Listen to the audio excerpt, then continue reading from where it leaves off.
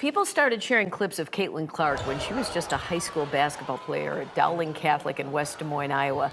She followed that with a storied career at Iowa, where she set records in almost every category while hitting threes from very deep. Drafted #1 by the Indiana Fever, Clark was WNBA Rookie of the Year and an All-Star in all 3 of her seasons so far. Sports broadcaster and writer Robin Lundberg chronicles Clark's rise and impact in the book Caitlin Clark, from the logo, the biggest moments, records, and highlights of a basketball superstar from Iowa to Indiana.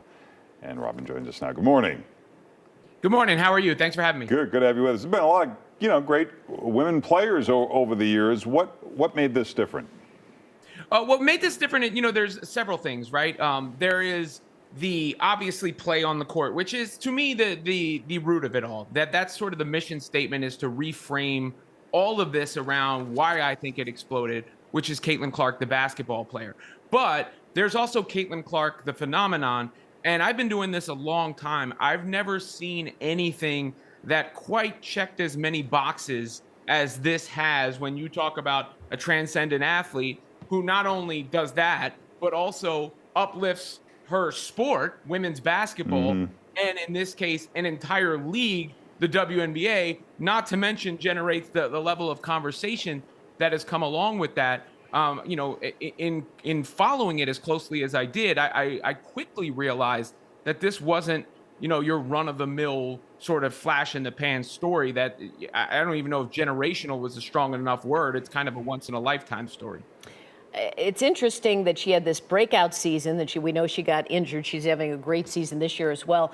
There's been a lot of talk, too, by people online saying the WNBA is not supporting her enough. She's getting fouled a lot. She wasn't included in that cover where they had the generational players of women's basketball. What are your thoughts about all that?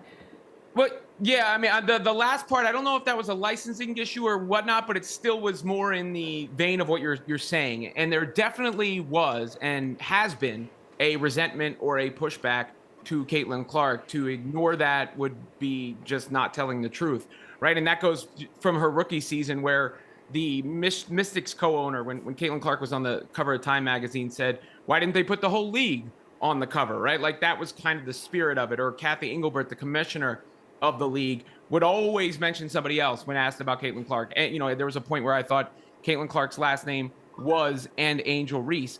And in this case, that's an issue. That's a something that hints at where that is. And you've had players refuse to answer about her too. And now we're almost doing a repeat of 2026. I don't want to say that's for all players across the league. Of course, everybody's their own individual, but there's definitely been that spirit has existed out there for sure. Let's talk about, is there something more though than, like, in the NBA, you'll have hard fouls, right? And you have star players, you might get more physical. Is there something more to it when it comes to Caitlin Clark? Some have suggested there's some kind of racial component going on, and it's even how the league deals with it. Well, yeah, I mean, look, there's the popularity aspect is number one, right? And I think that the backlash has mostly come to the popularity. And then Caitlin Clark has been on the receiving end of several physical plays or hard fouls or whatever you want to call them that weren't litigated appropriately in the moment. Kennedy Carter, back in her rookie year, that was called a common foul on the floor when it should have been a flagrant 2. She should have been tossed. Marina Mabrey was later upgraded to a flagrant 2, but it wasn't called that way on the floor. She should have been tossed. And there's a bigger spotlight on Caitlin Clark. With that said, yes, there are race and sexuality dynamics that exist.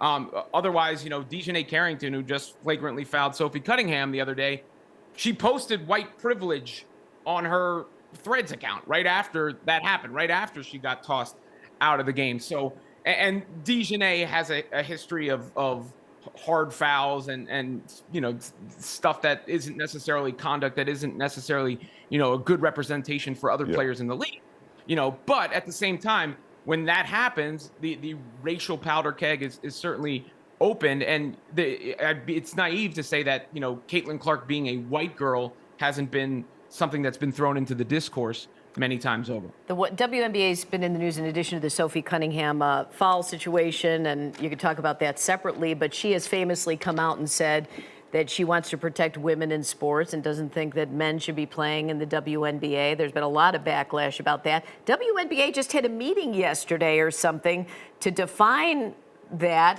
Was anything resolved? It didn't sound like they are changing anything in their rule book, and I don't know if they, if that needed to happen. But do you know what happened yesterday about that discussion?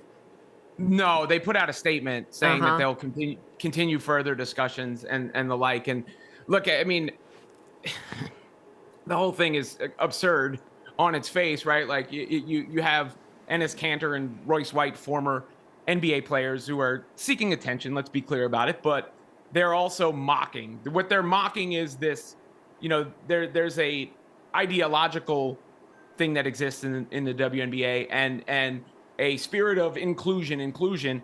And when people were asked about Sophie Cunningham's comment, so many in the WNBA did not take the stance that Sophie took, or what many would describe as a common sense stance that doesn't have to also be, a hateful stance. And there seems to be that line drawn in the sand in the culture of the league, that in saying that, you don't believe men should play in women's sports, you are taking a hateful stance towards transgender people, and that's where the problem lies.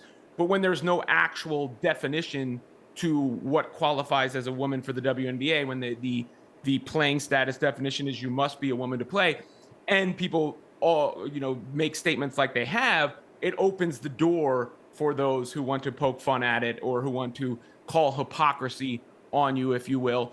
And then it allows the political pundits to take that and run with it, because that's actually a popular issue for many. So that's the mess that they're in right now. And I don't see, Enes or Royce White giving up their bit, if you will. Yeah.